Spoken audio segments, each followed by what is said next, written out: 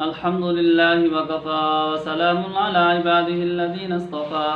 أما بعد فأعوذ بالله من الشيطان الرجيم بسم الله الرحمن الرحيم إن الذين آمنوا والذين هادوا والنصارى والصابئين من آمن بالله واليوم الآخر وعمل صالحا فلهم أجرهم عند ربهم ولا خوف عليهم ولا هم يحزنون آمنت بالله صدق الله مولانا العظيم وبلغنا رسوله النبي الكريم الأمين ونحن على ذلك لمن الشاهدين والشاكرين والحمد لله رب العالمين رب اشرح لي صدري ويسر لي أمري واحلل عقدة من لساني يفقهوا قولي وما توفيقي إلا بالله عليه توكلت وإليه أنيب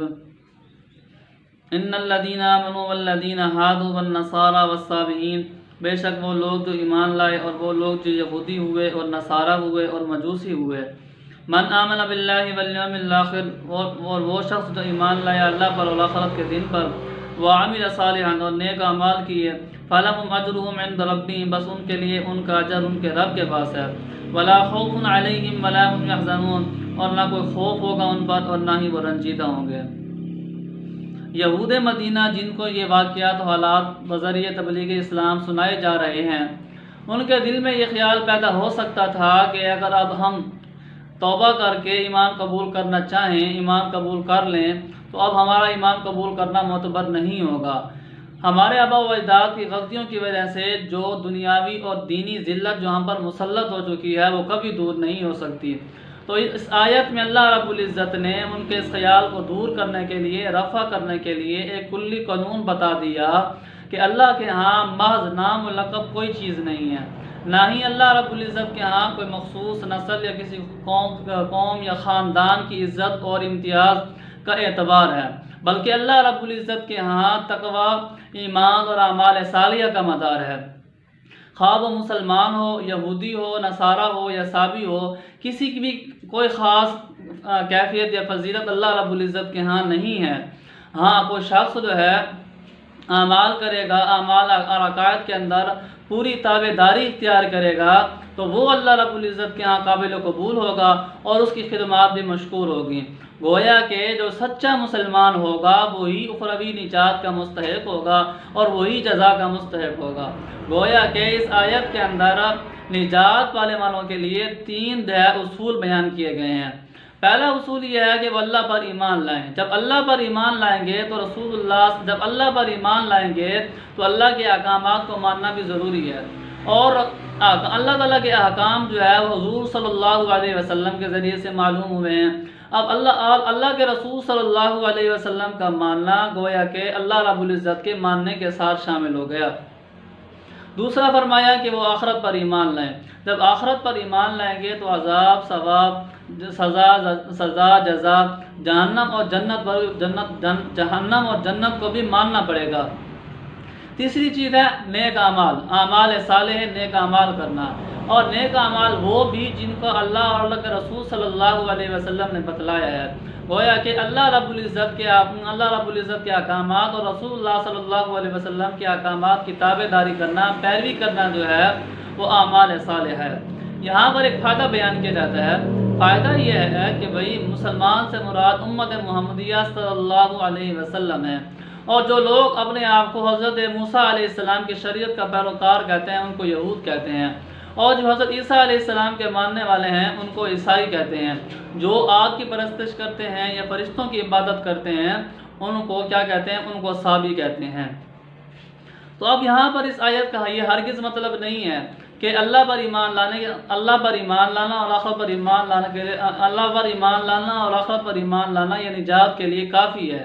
کہ اگر اللہ پر ایمان لایا جائے اور آخرت پر ایمان لایا جائے، ملائکہ، انبیاء اور کتابوں پر ایمان نہ لایا جائے یعنی ان پر ایمان لانا ضروری نہیں ہے۔ اگر ہم اللہ پر ایمان لے آئیں اور آخرت کے دن پر ایمان لے آئیں تو یہ نجات کے لیے کافی ہیں۔ تو فرمایا یہ بلکہ اس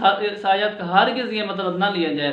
کیونکہ قرآن کریم کی بے شمار آیات کے اندر اور نصوص کے اندر صراحتاً یہ دلالت ہو رہی ہے کہ بھئی جو شخص انبیاء کا، فرشتوں کا یا کتابوں کا انکار کرے گا وہ کافر کہلائے گا۔ اسی لیے انبیاء پر ایمان لانا، آخرت پر انبیاء پر ایمان لانا، کتابوں پر ایمان لانا اور ملائکہ پر ایمان لانا ضروری ہے، کیونکہ ان پر ایمان لائے بغیر آخرت پر ایمان لانا اور اللہ تعالیٰ پر ایمان لانا ممکن ہی نہیں ہے، کیونکہ اللہ رب العزت کی ذات اللہ رب العزت کی ذات و خصوصیات اور فضائل اور آخرت کے احوال کی معرفت جو ہے وہ انبیاء اور کتب کے ذریعے ہوئی ہے، آسمانی کتب کے ذریعے ہوئی ہے، اور آسمانی کتب کا نزول جو ہے وہ فرشتوں کی وساطت سے ہوا ہے، فرشتوں کے واسطے سے ہوا ہے، تو لہذا ان تینوں پر ایمان لانا ضروری ہے۔ گویا کہ اللہ پر ایمان لانا اور آخرت پر ایمان لانا یہ موقوف ہے انبیاء پر ایمان لانے پر، کتب پر ایمان لانے پر اور فرشتوں پر ایمان لانے پر۔ اسی لیے یہاں پر ایمان باللہ کی قید لگائی گئی ہے، باقیوں کو الگ طور پر ذکر نہیں کیا گیا۔ یہاں اس آیت کے اندر تو ان کا ذکر اجمالاً موجود ہے، باقی قرآن کریم کی دوسری آیات کے اندر، دوسرے رکوع کے اندر جو ہے اس کا ذکر تفصیل کے ساتھ موجود ہے۔ اچھا، اب آگے فرمایا کہ اللہ کے رسول پر کیسے ایمان لایا جائے۔ اللہ کے رسول پر ایمان لانے کا مطلب یہ ہے کہ اللہ کے تمام انبیاء اور پیغمبروں پر سچے دل سے ایمان لایا جائے اور ان کے سچے دل سے تصدیق کی جائے۔ اس کا مطلب یہ نہیں ہے کہ کسی پر ایمان لایا جائے اور کسی پر ایمان نہ لایا جائے، جیسا کہ یہود حضرت موسیٰ علیہ السلام کو مانتے تھے، باقی کسی کو نبی نہیں مانتے تھے۔ اسی طرح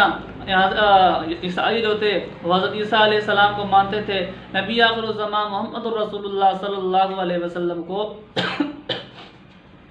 نبی آخر الزمان رسول اللہ صلی اللہ علیہ وسلم کو پیغمبر اور نبی نہیں مانتے تھے۔ تو ان آیات کا خلاصہ یہ نکلا کہ اللہ رب العزت کے ہاں قبولیت کا دار و مدار کوئی رنگ، نسل، خاندان یا حسب نسب نہیں ہے، بلکہ اللہ رب العزت کے ہاں قبولیت کا مدار اعمال صالح، ایمان لانا اور اللہ تعالیٰ کے احکامات اور رسول اللہ صلی اللہ علیہ وسلم کی پیروی کرنے پر موقوف ہے۔ تو لہذا جو بھی اللہ رب العزت کے احکامات کو قبول کرے گا، رسول اللہ صلی اللہ علیہ وسلم کی سچے دل کے ساتھ تصدیق کرے گا، وہی اللہ رب العزت کے ہاں قابل قبول اور معتبر ہوگا۔ تو دعا فرمائیں کہ اللہ رب العزت ہمیں آپ صلی اللہ علیہ وسلم کی سچے دل کے ساتھ تصدیق کرنے کی بھی توفیق عطا فرمائے اور آخرت پر ایمان لانے کی بھی توفیق عطا فرمائے سچے دل کے ساتھ، اور تمام احکامات کی پیروی کرنے کی توفیق عطا فرمائے، قرآن کریم کو صحیح معنوں میں سمجھنے، پڑھنے اور اس پر عمل کی توفیق عطا فرمائے۔ وآخر دعوانا ان الحمد